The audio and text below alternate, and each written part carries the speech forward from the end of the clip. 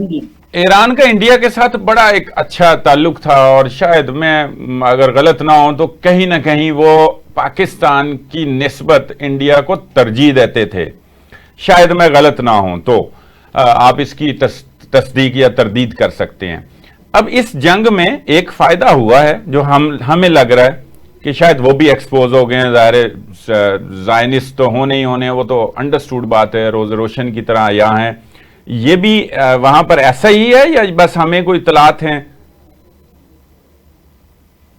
नहीं नहीं सर, बिल्कुल ऐसा ही है। देखें, इस बात को हम मद्देनजर अगर रखें ना, तो बहुत सारे हमारे शुबहात क्लियर हो जाएंगे। जी। देखिए, पाकिस्तान के मुकाबले में ईरान एक कसीर आबादी वाला मुल्क है। ठीक है। ठीक है ना, most populated country in the world बिल्कुल ठीक। इस वक्त। जी। ठीक है, तो कोई भी मुल्क जिसके ऊपर पाबंदियां लगी हों, सैंक्शंस हों, जो इतनी मुश्किलात में घिरा हो, उसकी कोशिश क्या हो कि किसी ऐसे मुल्क के साथ अपने तिजारती मामलात को बढ़ाए कि जहां पर कम मेहनत करके वो ज्यादा गेन कर सके। ठीक है। तो इंडिया के साथ भी ईरान के ताल्लुकात इसी बेसिस पे थे। ठीक है ना, इसलिए हमें बदबीन नहीं होना चाहिए। देखें, पाकिस्तान ने हर मुश्किल वक्त में ईरान का साथ दिया है, और ईरान भी हर मुश्किल घड़ी में पाकिस्तान के साथ खड़ा होता है। ऐसा नहीं है कि ये दोनों एक दूसरे को छोड़ दें। ठीक है। ठीक है, लेकिन बहरहाल पाकिस्तानी गवर्नमेंट के ऊपर प्रेशर, पाबंदियों का प्रेशर, पाकिस्तान एक एटमी एनर्जी वाला और एटमी जो है वो वॉर हेड वाला मुल्क है, उसके ऊपर इतनी सैंक्शंस हैं, वो कोई भी स्टेप उठाने के लिए उसको 20 मरतबा 25 धमकियों से गुजरना पड़ता है। ऐसे ही, जिसकी वाज़े मिसाल है, ईरान से गैस पाइपलाइन अभी तक मुकम्मल नहीं आज तक नहीं हुई, आज तक नहीं, है ना। ठीक है, आज तक नहीं कर सका। बॉर्डर्स के इश्यूज हल नहीं हो सके, जी। एक अनारकी है उधर। इन सारे मसाइल को भी हमें मद्देनजर रखना चाहिए कि फिर भी दोनों मुल्क एक दूसरे का साथ नहीं छोड़ रहे।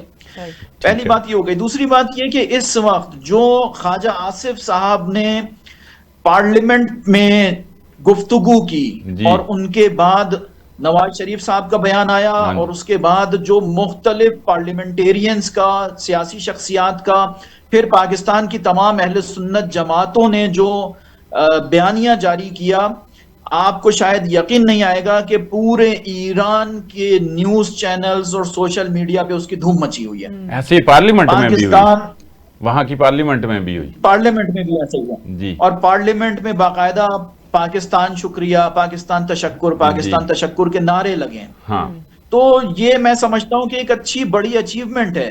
और ईरान को भी इस वक्त ये बात नजर आ रही है कि पाकिस्तान ने बीइंग अ मुस्लिम कंट्री और एक ऐसा मुल्क जिसके पास एटॉमिक वॉरहेड्स हैं, उसने हमारा साथ दिया जी।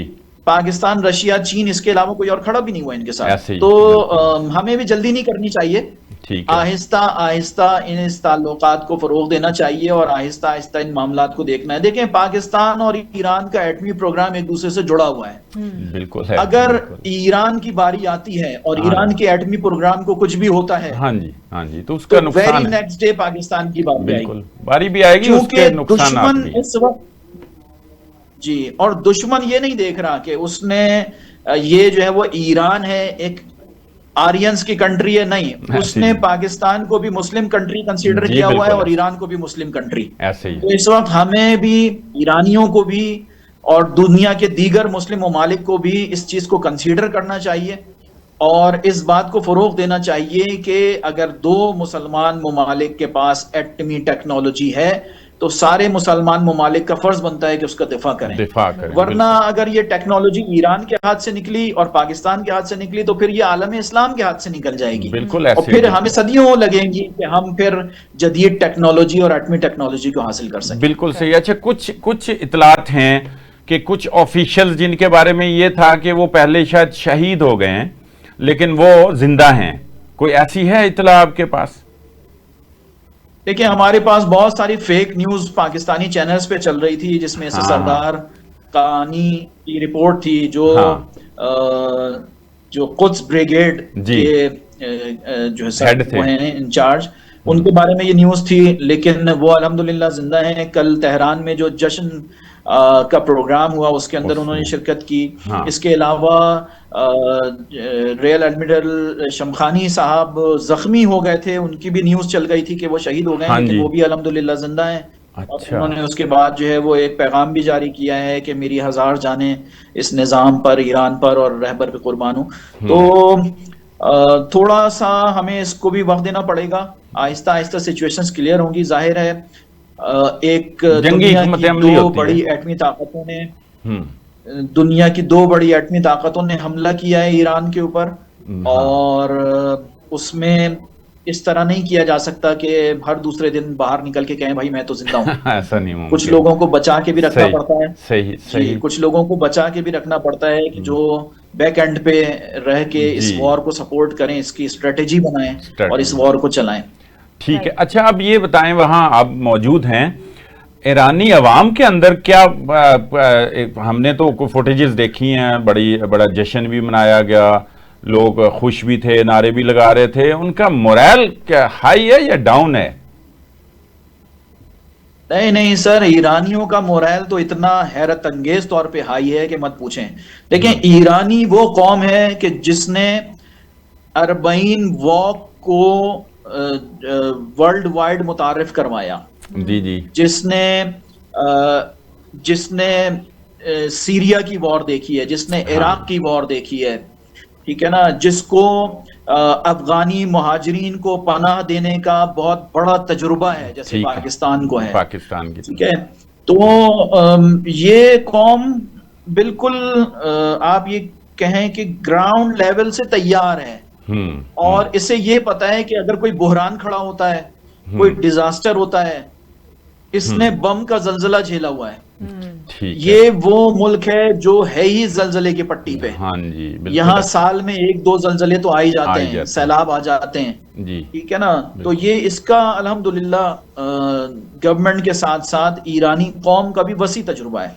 ईरानी कौम हमेशा मैदान में रहती है। ठीक है। तो ये जब जंग का माहौल बना तो हैरत अंगेज तौर पर वो तबका जिसके बारे में कोई सोच भी नहीं सकता, वो लिबरल्स जो आम हालात में ईरानी निज़ाम पे शायद तनकीद भी करते हो जी, लेकिन वो अल्हम्दुलिल्लाह उन्होंने अपनी वीडियोस बना के, यहाँ पर जो यूट्यूबर्स हैं या सोशल मीडिया इन्फ्लुएंसर्स हैं, उसकी बड़ी तादाद हमें नजर आई जिन्होंने जो है ना वो ये कहा कि जानम फिदाए ईरान, ईरान पे हमारी जान कुर्बान, निज़ाम पे हमारी जान कुर्बान। और बहुत अच्छे और जज्बाती क्लिप्स वो लगे कि जिसके अंदर एक बेहिजाब या बदहिजाब लड़की वो खड़े होके ये कह रही है कि सैयद अली खामनाई मेरे बाप हैं और मैं अपने बाप के लिए अपना खून भी बहा दूंगी। तो इन सारी चीजों ने इस कौम का मोरल, अच्छा इसमें टर्न कहां पे आया, जब न्यूज चैनल के स्टूडियो पे हमला हुआ है और वो सहर इमामी नामी खातून न्यूज के दौरान उन्होंने वहां पर बहुत हम्मासी और जिहादी बातें की अपनी उंगली उठा उठा के। बिल्कुल। इसने खवातीन को कब मोरल बहुत हाई कर दिया। आप अभी यहाँ पे इज्तिमात में आए, आपको नजर आएगा मर्दों से ज्यादा इस वक्त खवातीन और बच्चे हैं। इस वक्त हर तरफ सिर्फ यही बात हो रही है कि जो है ना वो जब एक खातून नहीं डरी तो मर्द घर का कैसे डर सकता है।